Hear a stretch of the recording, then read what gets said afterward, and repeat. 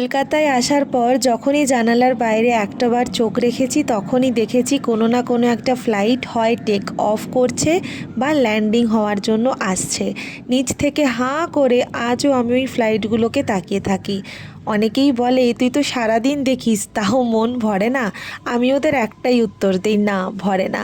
আমি ওই জানালা দিয়ে কত কি কল্পনা করি ওই ফ্লাইটটার দিকে তাকিয়ে, কত মানুষ আছে, এয়ার হোস্টেসরা রয়েছে, পাইলট রয়েছে, কত কি টেকনোলজি রয়েছে ওখানটায়, এই সব ভাবি আর জানালার বাইরের দিকে হাঁ করে তাকিয়ে থাকি। না, যদিও আমার এটা প্রথম ফ্লাইটে ওঠা নয়, এর আগেও আমি দুবার ফ্লাইটে উঠেছি, কিন্তু এবারের ফ্লাইট জার্নিটা ছিল একটা হরেবল, ছিল একটা মারাত্মক ভয়ঙ্কর। কারণ ঠিক এক সপ্তাহ আগে তোমরা সবাই জানো এয়ার ইন্ডিয়ার একটা ফ্লাইট হঠাৎ করে ক্র্যাশ করে যায়। সেই ভয় বুকে নিয়ে আমরা আজ উড়ছি আকাশে। প্রচণ্ড ভয় পাচ্ছিলাম, আর এত মেঘলা ওয়েদার ছিল, তাই টার্বুলেন্সের পরিমাণ প্রচুর বেশি ছিল। এত কষ্ট হচ্ছিল ফ্লাইটের ভেতরে বসে থাকতে, সে আর বলে বোঝাতে পারবো না।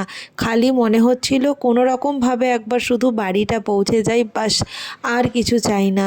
এই রকম চাপা উত্তেজনা নিয়ে 2.5 ঘন্টা চুপচাপ এই ফ্লাইটের মধ্যে বসে থাকা, সে যে কী কষ্টকর যন্ত্রণা সে শুধু আমরাই উপভোগ করেছি। আর এতটাই টার্বুলেন্সের শিকার হয়েছি, সিট বেল্টের সাইন কখনোই অফ হয়নি। সারাক্ষণ সিট বেল্টের সাইন ছিল অন, যাতে কেউ না উঠে দাঁড়াতে পারে বা পায়চারি করতে পারে। চলো আসি।